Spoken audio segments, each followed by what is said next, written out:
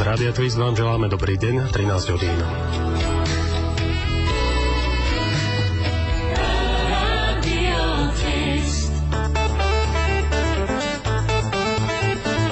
Žurnál s Miroslavom Grenčíkom. Získať azyl v Belgicku je pre Slovákov prakticky nemožné. Prípad havárie stíhačiek pri Spiskej má prvého obvineného. SARS nepredstavuje žiadnu hrozbu pre svetové hospodárstvo. Skúsenosť s marihuanou má každý druhý 16-ročný Francúz. A zajtra bude pokračovať slnečné a ešte teplejšie počasie. Žurnál. Pre slovenských občanov je cesta k získaniu azylu v Belgicku na dobro zarúbaná, tvrdia pracovníci Medzinárodnej organizácie pre migráciu. Neexistuje dôvod, pre ktorý by slovenský občan mal v tejto krajine získať politický azyl. Budete počuť Adrianu Vajsovú z Medzinárodnej organizácie pre migráciu, Mareka Žigu, ktorý sa azyl v Belgicku už pokúšal získať. V súčasnej dobe je pre slovenských žiadateľov o azyl alebo pre slovenských občanov viac menej nemožné získať politický azyl v Belgicku. Ja si myslím, že už teraz, ako keď Slovensko vstúpi do Európskej únie, že už, ja si myslím, že je tam nulová šanca získať azyl alebo štatút v nejakej krajine. V kauze tzv. Dudského zmeniek predviedli dnes z výkonu trestu pred Senát Krajského súdu v Bratislave svedka Juliusa S., ktorý tvrdí, že pozná okolnosti obchodov so zmenkami SPP v roku 1998. Svedok verejne vyhlásil, že vyšetrovanie prípadu sa nedá oddeliť od vyšetrovania Dudského vraždy. Pred súdom vypovedmietol údajne pre neustále vyhrážky z istých podnikateľských kruhov v Českej republike.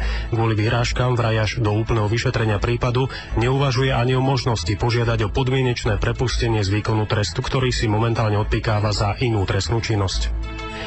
Prípad leteckej havárie dvoch vojenských stíhačiek MiG-29, pri ktorej v novembri minulého roku neďaleko Spiskej Novej Vsi zahynul jeden z pilotov, má prvého obvineného.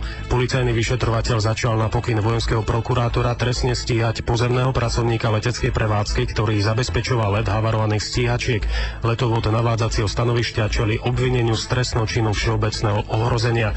V prípade uznania viny súdom mu hrozí až 5-ročné väzenie. Zo sveta. Podľa expertov Nemeckého inštitútu pre hospodársky výskum šírenie akútneho respiračného syndromu SARS stavuje žiadnu hrozbu pre svetové hospodárstvo.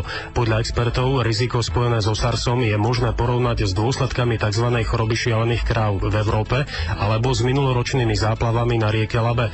Ukázalo sa totiž, že tieto udalosti mali na hospodársky rast iba malý vplyv. Francúzska vláda chystá proti ľuďom, ktorí konzumujú marihuanu, systematický boj s miernejšími, ale nezvyčajnými trestami. Podľa prieskumu má s marihuanou skúsenosť každý druhý 16-ročný Francúz a každý štvrtý ju užíva pravidelne. O tom, čo možno bude fajčiarom ľudovo nazývanej trávy vo Francúzsku hroziť, viac povie spravodajkyňa ČTK v Paríži Radka Marková. Podle zastaralého zákona o narkotikách z roku 1970 ve Francii nyní hrozí i za ojedinělé požití drogy až rok vysoké pokuty. Justice je však natolik zavalena prací, že ve skutečnosti konzumaci lehkých drog víceméně toleruje. To se však nelíbí ministru vnitra Sarkozymu, který je znepokojen nárůstem popularity marihuany mezi mládeží. Proto navrhl, aby byl zákon o narkotikách novelizován a za kouření marihuany již nehrozilo vězení, ale jiné pro mládež nepříjemné tresty, například zabavení tolik populárního skútru či veřejně prospěšné práce. Počasie.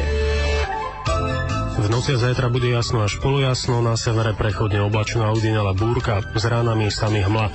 Nočné teploty 10 až 5 stupňov, denné 19 až 23, na juhozápade do 27, vo výške 1500 metrov 12 stupňov Celzia. Juhozápadný slabý až mierny vietor. V Prahe bude zajtra polojasno, popoludne oblačno, teploty do 21 stupňov Celzia.